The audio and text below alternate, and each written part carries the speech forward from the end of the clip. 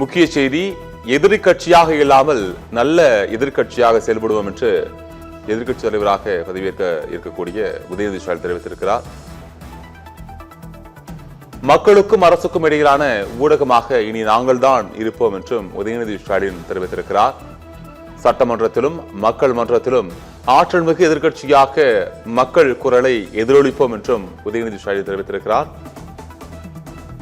என்மேல் நம்பிக்கை வைத்து வாக்களித்த மக்களுக்கு 100 விழுக்காடு உண்மையாக இருப்பேன் என்றும் எதிர்க்கட்சி தலைவராக பதவியேற்க இருக்கக்கூடிய உதயநிதி ஸ்டாலின் தெரிவித்திருக்கிறார். தமிழ்நாட்டின் புதிய அரசுக்கும் முதல்வராக பொறுப்பேற்றிருக்கக்கூடிய விஜய்க்கும் உதயநிதி ஸ்டாலின் வாழ்த்து தெரிவித்திருக்கிறார். இந்நிலையில் சட்டமன்ற குழு தலைவராக திமுகவின் சட்டமன்ற குழு தலைவராக தேர்ந்தெடுக்கக்கூடிய உதயநிதி ஸ்டாலின் தற்போது கருத்து பதிவிட்டிருக்கிறார். எதிரி கட்சியாக இல்லாமல் நல்ல எதிர்கட்சியாக செயல்படுவோம் என்று அவர் கருத்து தெரிவித்திருக்கிறார்.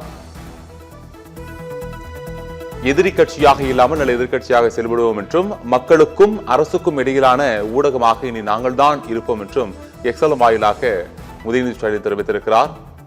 சட்டமன்றத்திலும் மக்கள் மன்றத்திலும் ஆற்றல் மிகு எதிர்கட்சியாக மக்கள் குரலை எதிரொலிப்போம் என்றும் உதயநிதி ஸ்டாலின் அந்த பதிவில் தெரிவித்திருக்கிறார்.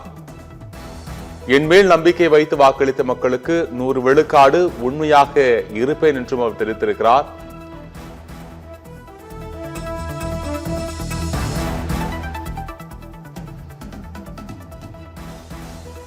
எதிரி கட்சியாக இல்லாமல் நல்ல எதிர்கட்சியாக செயல்படுவோம் என்று திமுக சட்டமன்ற குழு தலைவராக தேர்ந்தெடுக்கப்பட்டுள்ள உதயநிதி ஸ்டாலின் தெரிவித்துள்ளார்.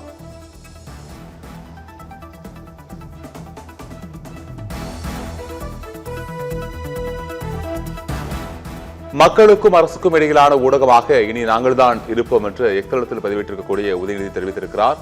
மேலும் சட்டமன்றத்திலும் மக்கள் மன்றத்திலும் ஆற்றல் மிகு எதிர்கட்சியாக மக்கள் குரலை எதிர்ப்போம் என்றும் அவர் அந்த பதிவில் தெரிவித்திருக்கிறார். என்மேல் நம்பிக்கை வைத்து வாக்களித்த மக்களுக்கு 100 விழுக்காடு உண்மையாக இருப்பேன் என்றும் எக்ஸல் வாயிலாக பதிவிட்டிருக்கக்கூடிய திமுகவின் சட்டமன்ற குழு தலைவர் தெரிவித்திருக்கிறார். தமிழ்நாட்டின் புதிய அரசுக்கும் முதல்வராக பொறுப்பேற்றுள்ள விஜய்க்கும் திமுக சட்டமன்ற குழு தலைவர் உதயநிதி வாழ்த்து தெரிவித்துள்ளார்.